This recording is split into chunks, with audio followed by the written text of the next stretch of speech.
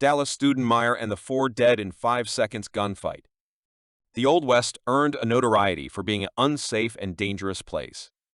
Maybe it was stories of real-life occasions, just like the 4 dead in 5 seconds gunfight in El Paso on April 14, 1881, that contributed to the reputation. The dangerous, however unimaginably brief gunfight started with a few stolen cattle, the murders of 2 farmhands, a racial offended, and a few vigilante equity.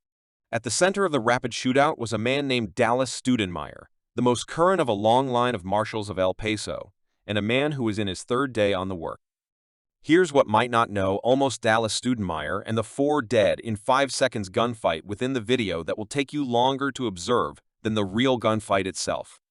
El Paso was a lawless Old West town. El Paso encompasses a long and wealthy history.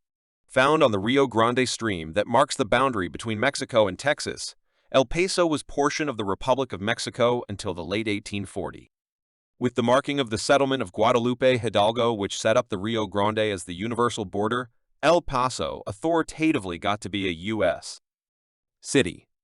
Within the mid to late 1800, it was a wild and untamed wilderness town. When the railroads were built through El Paso, they brought more white pilgrims who blended with the conventional Hispanic inhabitants.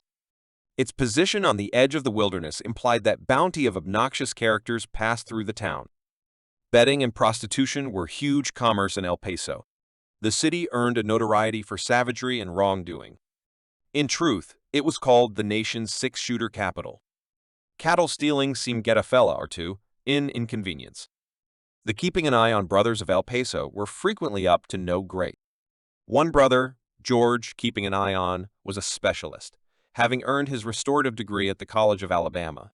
The other 3 keeping an eye on brothers Jim, straight to the point, and John battled for the Confederacy amid the Gracious War. The whole 4 dead in 5 seconds gunfight took put since the brothers crossed the Rio Grande into Mexico, stole 30 head of cattle, and drove them back over the border into Texas. They arranged to offer the cattle and stash money. They kept the cattle at their buddy, John Hale's farm, sometime recently driving them to showcase. When cattle went lost, somebody went a-looking for them. The legitimate proprietor of the cattle detailed them as lost. The Texas officers were informed, and an officer named Ed Fitch begun an examination. In the meantime, the proprietor of the dairy animals sent 2 of his farmhands, whose names are as it were recorded as Juarique and Sanchez, to track down the stolen cattle. The path-driven Juarique and Sanchez to the El Paso farm having a place to John's solidness. When Officer Fitch arrived at Hale's farm, he found the killed bodies of the 2 Mexican farmhands. In the blink of an eye, a while later, somebody caught 2 of John Hale's cultivate hands gloating around murdering the 2 Mexicans. Officer Fitch was cautioned, and the 2 men were taken into guardianship.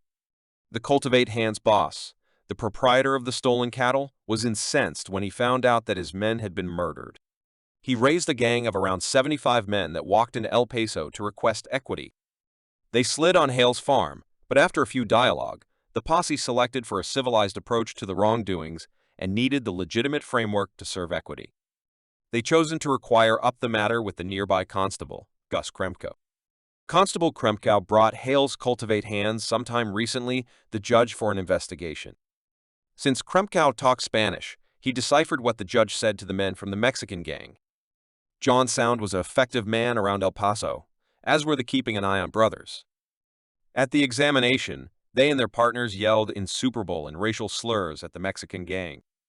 They stated their conviction that they were predominant to the Mexicans and suggested that it was a great thing that the Mexican farmhands were murdered. The judge stopped the procedures when pressures got as well tall. He thought the swarm required to settle their tempers sometime recently. He proceeded. Things didn't cool down. Constable Krempkau cleared out the court continuing and went to one of El Paso's numerous cantinas, Keating's Cantina. At the bar was George Campbell.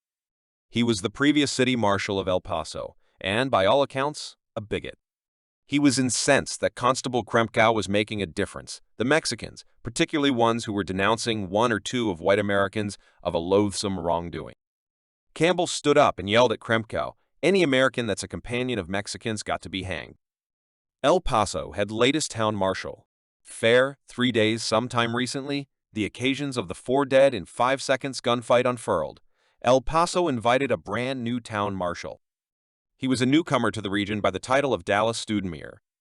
A local of Alabama, Dallas Stoudenmire was extreme character. He was underage amid the gracious war, but was enthusiastic to connect the accomplice cause besides. He lied around his age and enrolled. He was continuously tall for his age. He topped 6'4" as a grown-up, but his age was found out and he was released. He attempted 2 more times to connect the accomplice armed force. At last, he was permitted to remain on as a private. Dallas Stoudenmire moved west after the respectful war finished. He joined the Texas officers for 3 a long time. Amid this time, he built up very a notoriety. Not as it were was he exceptionally tall, but he was nice-looking, honorable, and smart. He was prevalent among the women. He had a unsafe side in spite of the fact that, overwhelming consumer, Stoudenmire was known for his hair-trigger mood, which was indeed more awful when he was inebriated. Agreeing to legend, Dallas Stoudenmire carried 2 weapons, one on each side. No matter which hand he drew his weapon with, he seemed hit his check. Stoudenmire was enlisted as the town marshal in Socorro, modern Mexico. Not long after, his brother-in-law, Stanley Doc Cummings, talked him into reaching to El Paso. The harsh and uncivilized wilderness town was in frantic require of an unused town marshal. El Paso had gone through 5 other town marshals within the final 8 months. The inconvenience was that numerous of the past town marshals, like George Campbell, were well-connected in El Paso. A well-connected city marshal was enticed to miss the offenses of his companions and utilize the position to extricate exact retribution on their foes. The city authorities chosen that the following city marshal had to be an untouchable. They needed an experienced lawman with a notoriety for being extreme and bold. Doc Cummings accepted that Stoudenmire would be culminate for the work. Stoudenmire arrived in El Paso to begin his unused position on April 11, 1881. The 4 murdered in 5 seconds gunfight truly kept going as it were 5 seconds. Back in Keating's cantina on April 14, 1881, Constable Krempkau recovered his guns that he had cleared out behind the bar when he listened George Campbell's racial slur. The another arrangement of occasions happened inconceivably quick. In 5 seconds, to be correct. John Solidness, on whose farm the bodies of the killed Mexican cultivate hands were found, was 2 interior Keating's cantina. He, as well, was irate at Constable Krempkau for helping the Mexicans. He was too very tanked. In a part moment, Sound grabbed Campbell's gun and shot Constable Krempkau, injuring him. Cautioned to the inconvenience by the sound of the discharge, the modern town marshal, Dallas Stoudenmire, surged in and let go at John's sound. Tragically, his to begin with shot missed his aiming stamp and, in step, slaughtered and guiltless bystander. Stoudenmire's moment shot, in any case, slaughtered Solidness. The mortally injured Krempkau drew his weapon and shot George Campbell.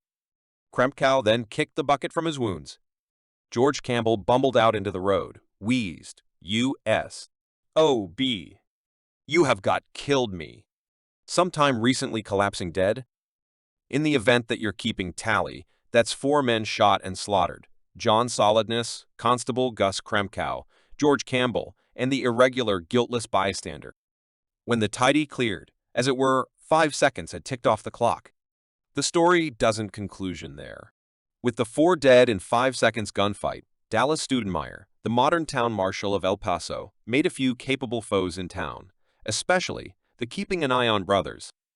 The brothers chosen that Stoudenmire had to go. They arranged a death of Stoudenmire fair 3 days after the gunfight. But the brothers were not the sort to do their possessed grimy work.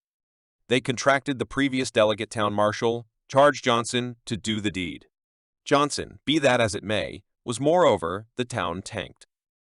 On the evening of April 17, a really intoxicated charge, Johnson stacked his shotgun and situated himself behind a brick post, holding up for Dallas Stoudenmire to walk by.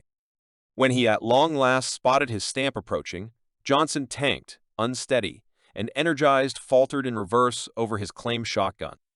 The weapon released. 1 bullet disjoined Johnson's gonad, causing broad dying. Stoudenmire listened the commotion. Drawing both his guns, he shot Johnson with both weapons at the same time. Johnson rapidly kicked the bucket from blood misfortune. Dallas Stoudenmire was a stamped man. The fight between Dallas Stoudenmire and the keeping an eye on brothers warmed up after charge Johnson's passing. On Valentine's Day, 1882, Stoudenmire's brother-in-law and best companion, Doc Cummings, was shot and slaughtered by James Keeping an Eye On.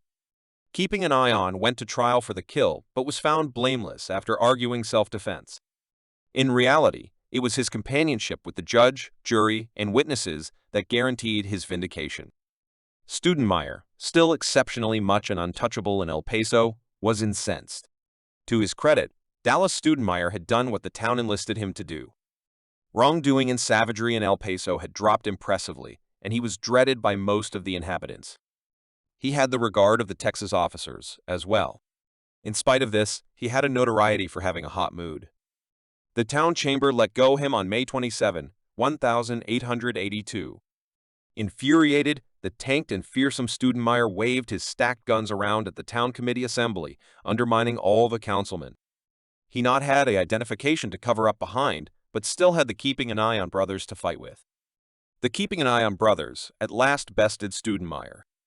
In an endeavor to settle their quarrel once and for all, the Keeping an Eye On brothers and Dallas Stoudenmire concurred to meet on September 18, 1882, at a neighborhood bar. They appeared, to begin with, to have concurred on a detente. But at that point, James Keeping an Eye On, the specialist, and Stoudenmire begun quibbling almost the rumors and lies circulating through town. The contention raised. Both men drew their pistols and fired at each other. Stoudenmire was struck within the arm with one bullet, and the bullet hit him in his shirt take. Fortunately, this bullet scarcely scratched him. It was moderated by the folds of paper he had in his take. The constraint of the bullet hitting his shirt take, in any case, caused Stoudenmire to reel in reverse and fall through the cantina entryways into the road. Level on his back within the dusty road, Stoudenmire attempted to fire at Keeping an Eye On, but Keeping an Eye On shot behind him. Keeping an Eye On shot Stoudenmire behind his ear, slaughtering him right away. The passing of Dallas Stoudenmire didn't cool Manning's outrage. Utilizing the butt of his weapon, he over and over beat the perished Stoudenmire over the head until one of his brothers mediated and pulled him absent from Stoudenmire's cadaver. The quarrel between Stoudenmire and the Mannings was at long last over. Today, Stoudenmire is buried within the Alleyton Cemetery in Alleyton, Texas.